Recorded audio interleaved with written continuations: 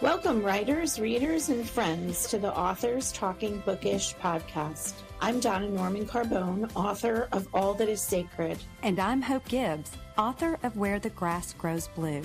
We're two debut writers traditionally published by a small publishing house, bringing to you all the experiences that we as authors learn the hard way, so you don't have to.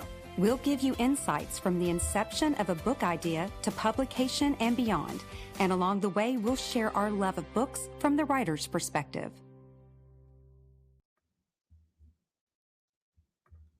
Welcome back, friends. This is Authors Talking Bookish, episode 71.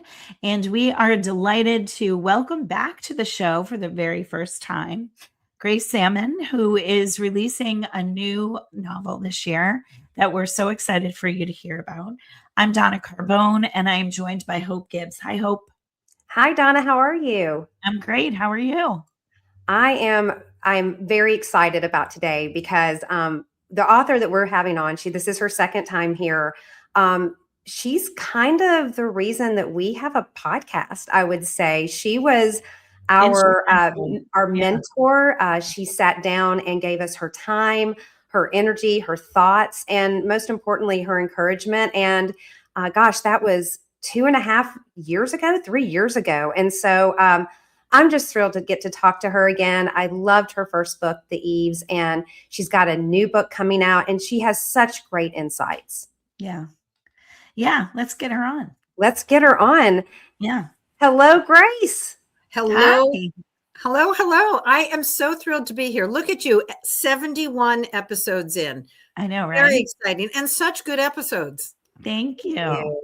Thank you. We owe a lot to you. Yes. You definitely had us thinking about things that we had never thought about with a podcast. Everything from a microphone to, I'll never forget, a mission statement. What are you about? And that translated not just for our podcast, but as us as authors too. What was our brand? So we're so grateful to have you, and we're so excited to talk about your new book. Thank you. I'm really excited to be here. And I think that whole concept of branding and just the basic thing of why are we doing this? What is our mission? So I'm glad you picked up on that. Yeah, thank you. Well, before we get started, we're going to give you a little bit of Grace's background. She is an award-winning author, educator, and radio host who centers on storytelling, reinvention, and the power of voice. Recognized in Who's Who in Education and Who's Who in Literature, she is the recipient of the 2025 Indies United Award for Inspirational Women in Literature, Media, and Journalism. Her debut novel, The Eves, marked a major career reinvention and earned critical acclaim.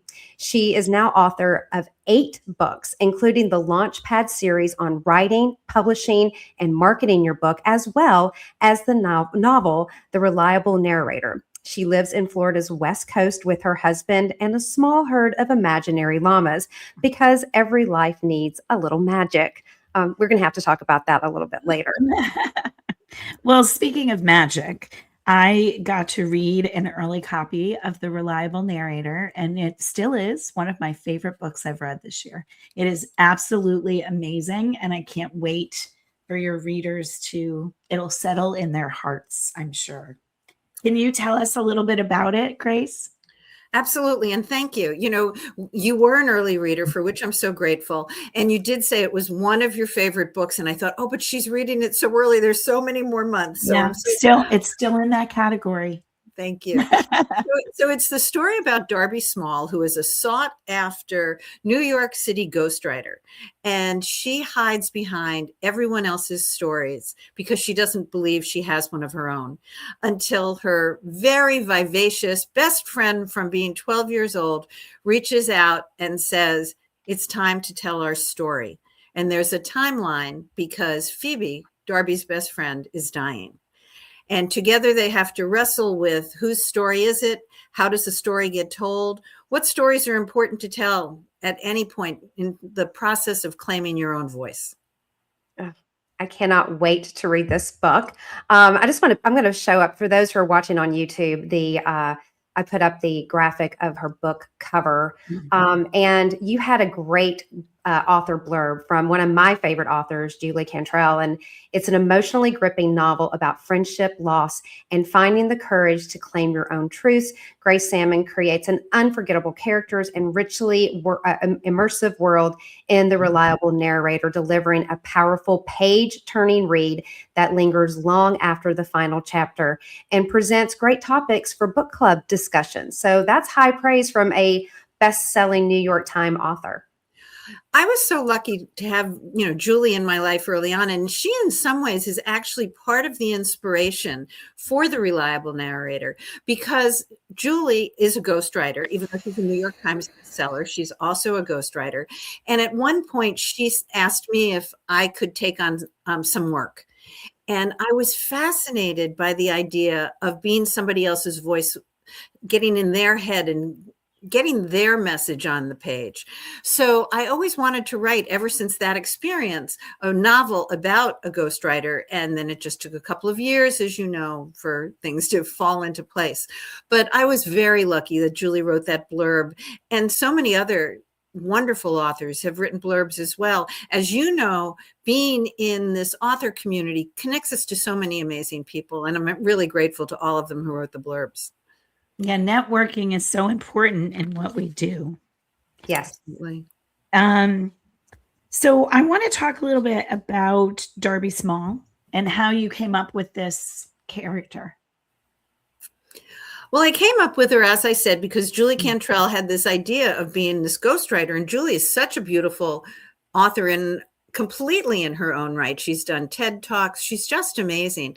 But I was also amazing that somebody who was a New York Times bestseller would also do ghostwriting. So I wanted to do that piece about what it's like to be behind the story. And my problem with getting the story on the page was I couldn't figure out why Darby was a ghostwriter. She's clearly at the top of her field. And when I hit on the fact that it was because she didn't feel she had a story, that her voice had been silenced, she winds up, and we learn in the story that she was sexually abused as a young child, and her mother basically silenced that story. And from there on, she just realized her story didn't matter until it very much did. So for me, it was a story of claiming your voice. And all of us have various challenges, right? You may not have been sexually abused, but we certainly have all had challenges or disturbing things happen or big sadnesses in our lives. And I wanted the story to be about claiming that voice, turning your scars into stars. And that's where the fun began with me in the writing of playing out the story, because Phoebe is flawed too. I love writing flawed characters. So I loved how these two best friends, very different, and flawed in their own ways, but also with great strengths, could come up with a very, hopefully immersive story. Well, how does Phoebe's terminal illness act as a catalyst for this rekindling of this friendship? Well, she has such urgency, Hope. She has a story. She is well hidden, even though she's flamboyant as all get out. She drives a pink Jeep. She wears pink cowboy boots. She lives in the absolutely stunning North Valley of New Mexico, around the Albuquerque area. But she has such urgency. She has some things that are fractured within her own family. She feels she hasn't been honest even with Darby about certain things.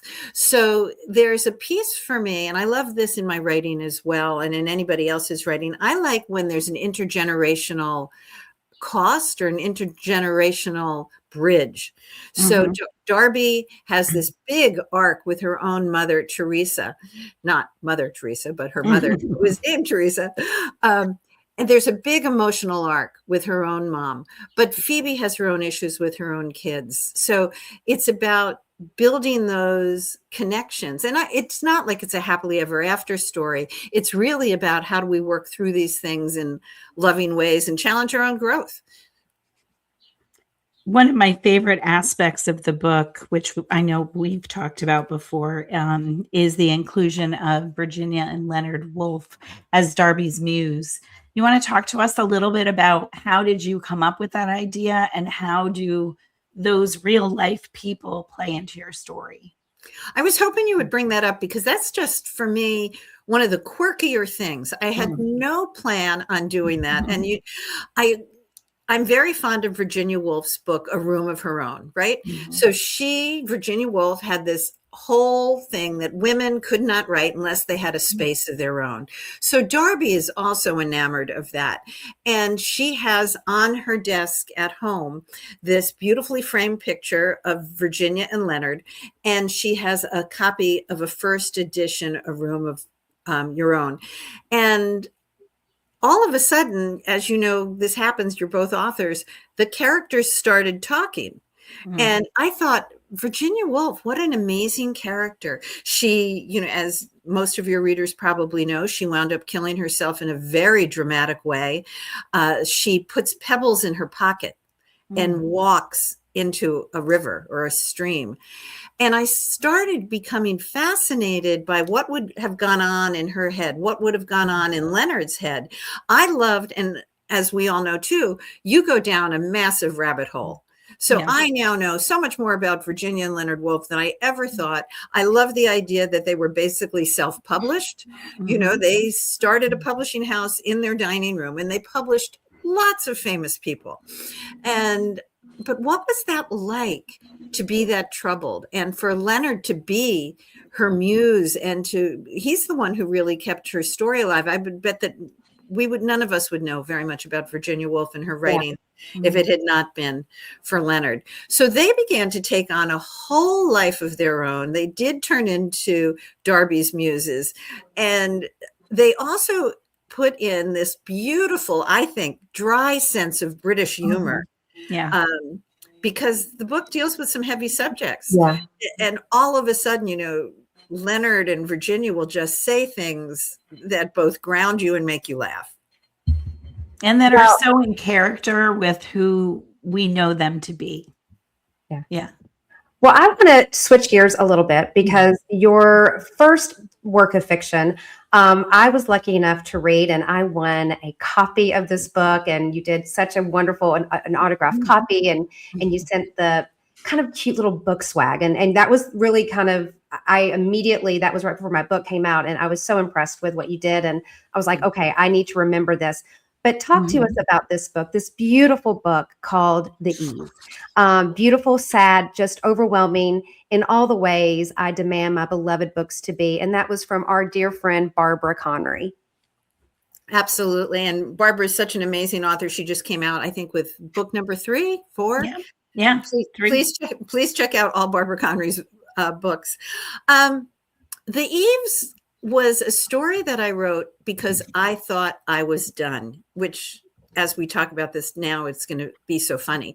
I was winding up an education career of 29 years. My children were adults. My mom had passed. My dad was elderly.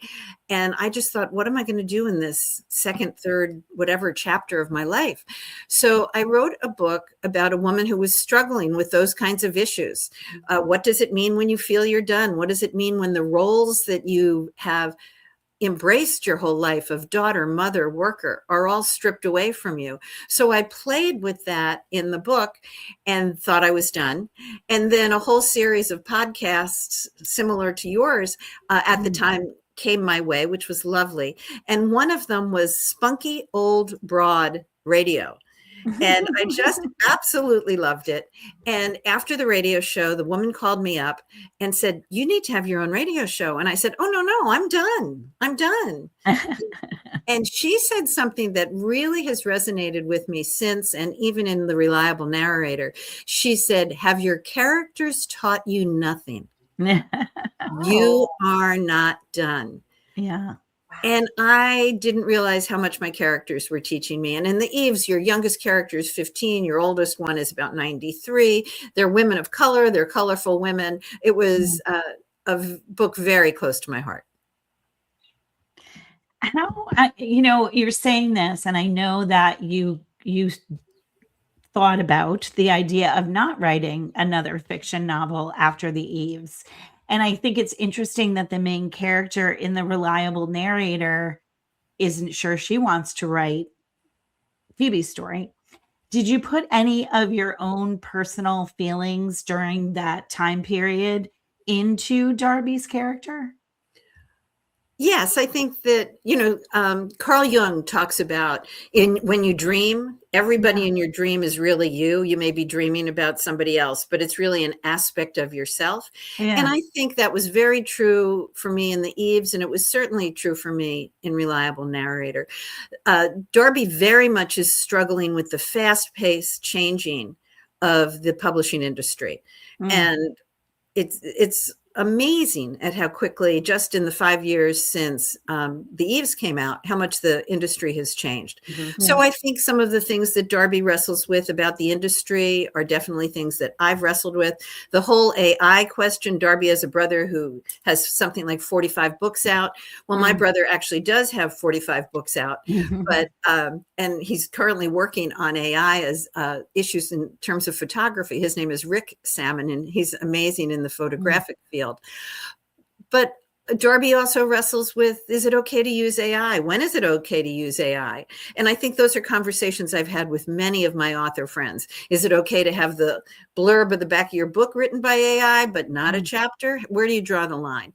So there are certainly those kinds of issues that have resonated with me in Darby, and also in the story that she and Phoebe tell together. What is, how do you effectively communicate other people's stories? Yeah. Well, we alluded to it earlier in the show. You don't only write fiction. You authored multiple books, including Launchpad. And Launchpad is about publishing and writing and marketing. What motivated you to do that? What motivated you to do Launchpad? Well, back to the lady from Spunky Old Broads. She told me I need to have my own radio show. So I created a radio show called The Storytellers. Then after that, I really realized, just as you did with this amazing podcast, so many new authors don't really know how to launch a book and how to successfully market a book. I learned so much in the publishing of The Eves. I had 3 books out before that in the area of education. I thought those would have been the hard launch because they needed to be juried and they needed to be assessed by university presses. Writing a novel was much harder, and launching it successfully. So I realized how much I didn't know. So I created a second radio show called Launchpad, and it was for debut authors or authors who were just debuting a book. And it was to give them a format and a forum to talk about their writing. And just one other leg up, I would hope that part of my brand is to help other people leave their mark on the world and to always be a collaborator. So once we started doing the show, I realized, boy, people really don't know. And I went to Mary Helen Sheriff, who's a good friend of ours, and I said, oh, Mary, it'll be a light lift. Let's just get a bunch of authors we know. And we got 40 authors to write 3 different books on Launchpad, the countdown to marketing, writing, publishing, and marketing your book. And I just mentioned a few minutes ago about how quickly the industry is changing. I think the writing one is 100% still solid. The publishing one, very, very solid, but things are changing quickly. In the past 2 years, I've seen so many authors who are traditionally published buying back their rights and going a self-publishing route. Or an indie route. And the marketing piece has changed as well. I'm not sure if I was right. And those books came out 3 years ago, I think. I'm not sure if I wasn't doing it today, I wouldn't do it all like in apps or something. I'm not sure. Yeah, I'm not sure. They have a lot of great downloads in them, which are wonderful to paste around. I've got Post-it notes everywhere. So those are really, really helpful, all the downloads. But it's such a changing industry. So I think hope to answer your question, it was really about trying to continue to help other authors find their voice. Yeah. And as 2 authors who were on that show, and we are both, I know I can speak for Hope, eternally grateful for you supporting us. And that definitely will be part of your legacy. Thank you.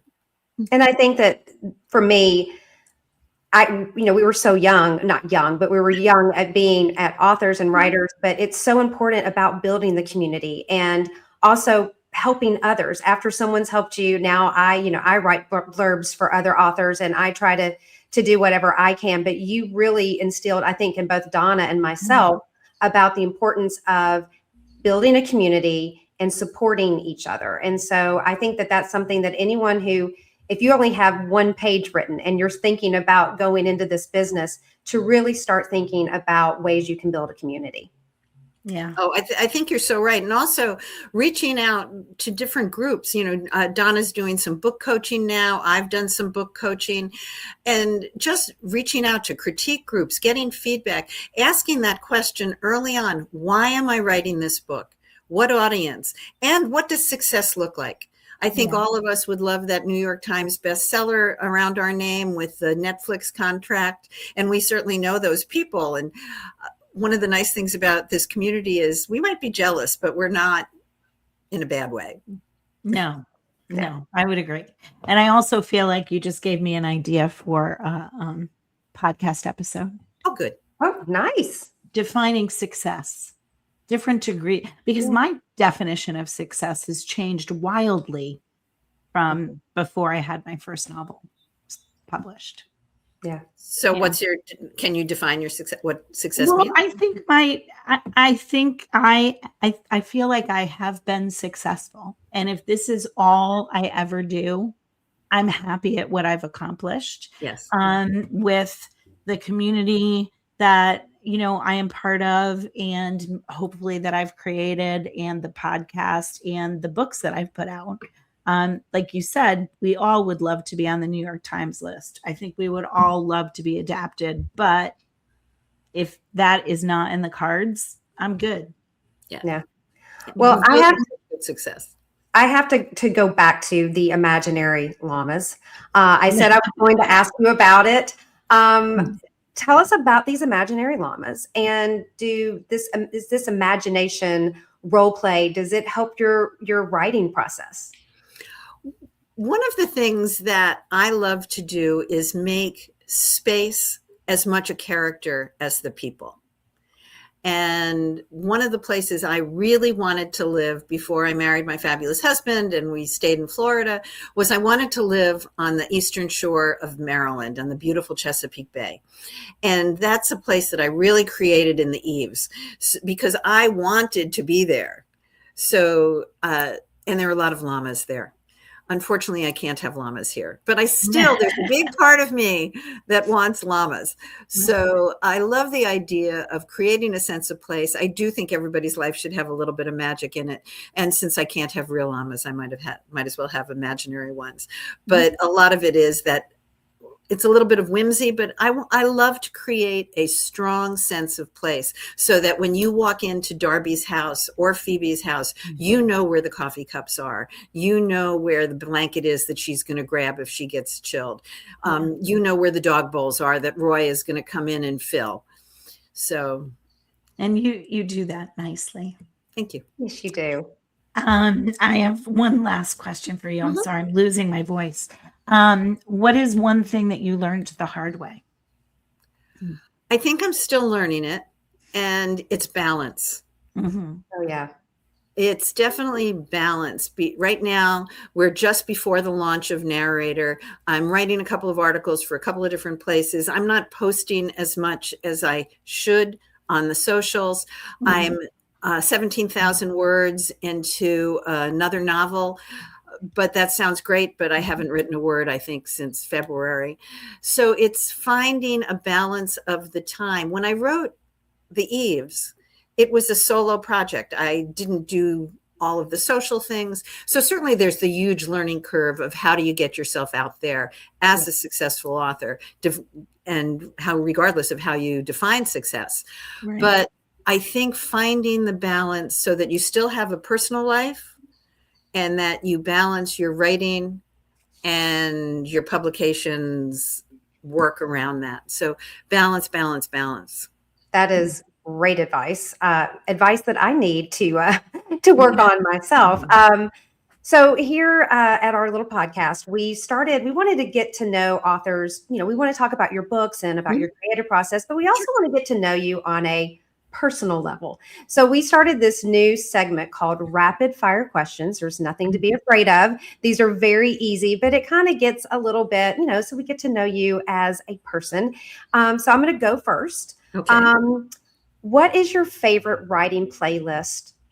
Do you have a writing playlist? I do not. I don't. I tend not to listen to music, not even in my car, which is funny because Jessica in the Eves, there's actually a playlist printed. There's a sound playlist that you can listen to on my website. No, I don't. Okay. Who is your favorite fictional character? Oh, my favorite fictional character. The second Mrs. Demurier in Rebecca. Okay. Okay, so are you a pen and paper kind of writer, or are you a laptop lady? Laptop. Keyboard all the way. Yeah. Well, except for Post-it notes. I mean, Yeah. Post-it notes everywhere. But in terms of writing, I can't even write on my iPad. It has to be on my laptop.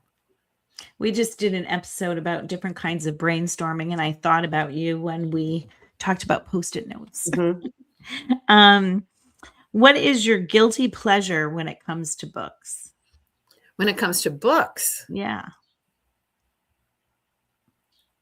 I would say I'm beginning to read a little bit more magical realism, a little bit of sci-fi stuff that I never thought I would read. And I'm enjoying the escapism of that.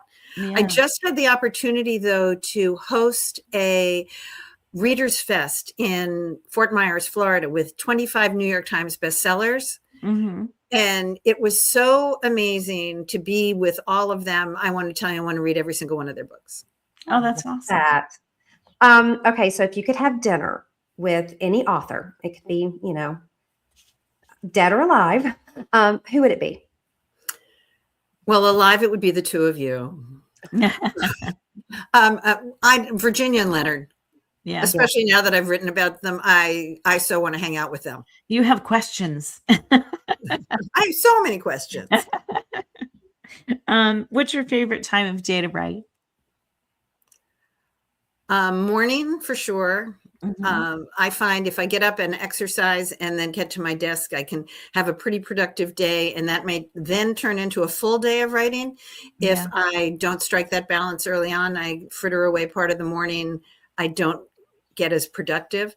I do like it, though, when, I think I'm done for the day and I popped into bed. And I'm sure you've had this experience. Like, I have a favorite sentence in my book. I have a favorite sentence in each of my books. And they came to me literally while I turned off the light and I went, so I'm not going to bed yet. Do you get up and write them down, or do you speak them into your phone? During the writing of the Eves, I didn't do either. And that was a mistake because you don't necessarily remember that brilliant sentence. I now get up and I write them down. Yeah. I speak them into my phone, and my husband turns and looks at me like, I know what you're doing. Yeah. The phone is the best thing for me, because if I, it just speak into it real quick. Okay, if you could write either in a cozy corner, or do you want to be in a busy cafe? Cozy corner. Okay. And Donna, what's our last one? What is your favorite beverage while writing? Very different. I don't drink when I write. Not Nothing. even coffee, Nothing. not water, nothing. Wow. No. Wow. It's a good excuse to get up. Oh, Yeah. yeah. It's a good excuse to get up and move a thought, move a muscle, move around. So no, I don't have anything at my desk. Do you find when you get up, thoughts come to you between like writing sessions?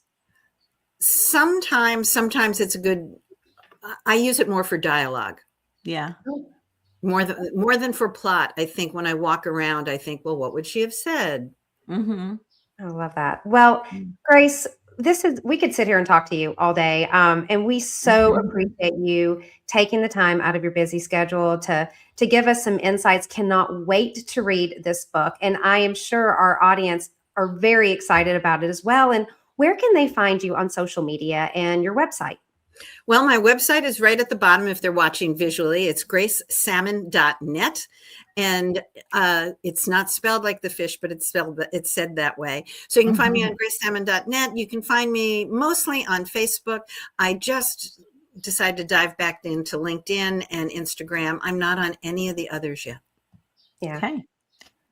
Grace has been very gracious in offering to give away one of her new novels coming out. And in order to qualify, you need to sign up for our newsletter on www.authorstalkingbookish.com and Grace Sammon's on www.gracesammon.com by June 1st. .net. Oh, I'm sorry, .net. I read it wrong.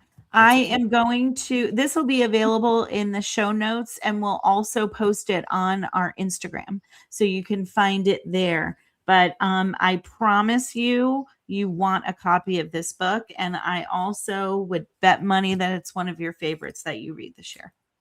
Thank you. Well, and thank you so much for doing that, and cannot wait. And as always, everyone, you can find us on Spotify, Apple, Amazon, YouTube, and on Instagram, or go to our website at authorstalkingbookish.com. And before we leave very quickly, Donna, what is our next episode? So our next episode, we are going to be in conversation with author Wendy Holler, who is a writer of poetry, children's books, and adult fiction. Oh, can't wait for that. And Grace, again, thank you so much for your time today and for your time for the past 4 years. We've been blessed to have you in our lives. You guys are amazing. Thank you so much. Always wonderful to talk. Love you. Love you too. Love you. Thank you so much. Have a good day. Thank you for joining us today. I'm Hope Gibbs. And I'm Donna Norman Carbone. It's time for you to get to work. We look forward to seeing you in 2 weeks with another tip from your author friends.